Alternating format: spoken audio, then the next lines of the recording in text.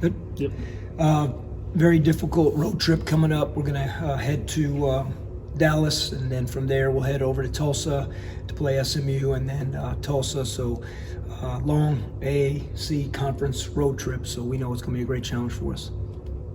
Come off an emotional win, and sometimes it seems like when games end like that, teams kind of let the emotion get the best of them. They don't play great the next game. How do you kind of bring everybody back to square one after this past week? Well, I think what we've tried to do all year is, with emotional wins or difficult losses and anything in between, we've really tried to stay the course of, we come back in the next day, you scrub that game out, we got to get better. We spent a lot of time this morning watching film on things that we didn't do right versus Cincinnati.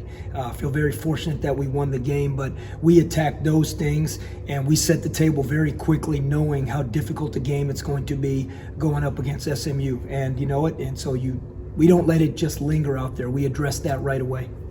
This will be your first road trip of the season where you play multiple games with the exception of that little tournament.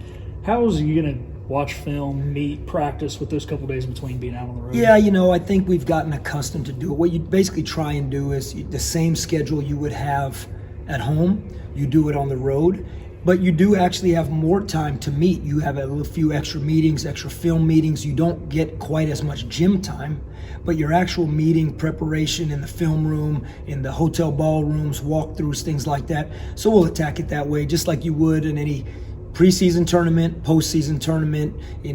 That's how you attack it, and we'll do the same thing with these SMU and Tulsa game.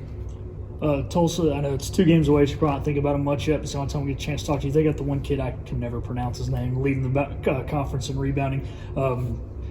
Brandon's second. Do you kind of see them going against each other a lot on the boards? He hurt us in the first game a great deal. It was really hard for us to stop him inside, and he rebounded the ball well.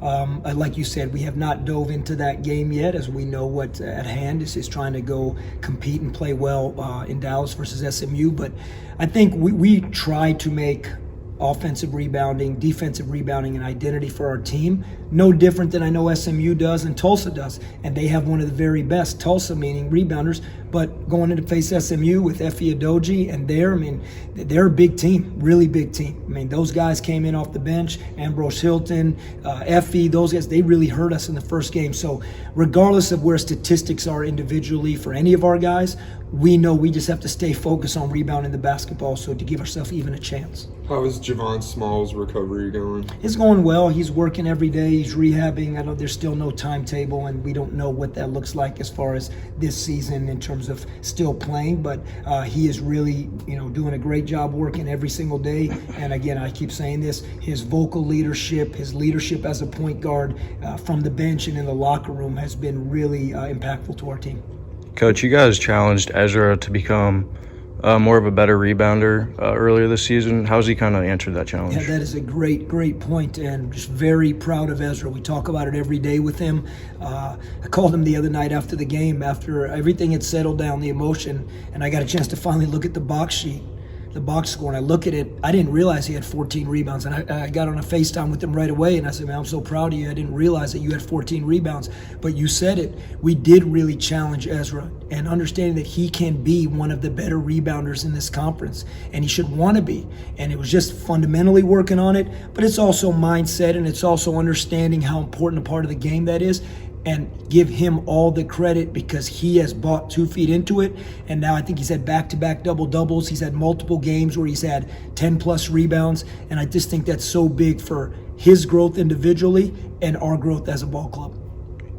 This late in the season, you've had a few guys that have been playing 35-plus minutes a game. Have you had to motor it back at practice maybe? I wouldn't say the intensity, but just the miles on their legs a little bit? Great point. The duration. What we've done is we have taken what we do competitive-wise, intensity-wise, and we've just had to put it in a shorter time frame. We're not going to change what we do. We're not going to all of a sudden become a walk-through practice team, but we can't maybe go for an hour and a half or an hour 45. Now it has to maybe be 45 minutes to an hour.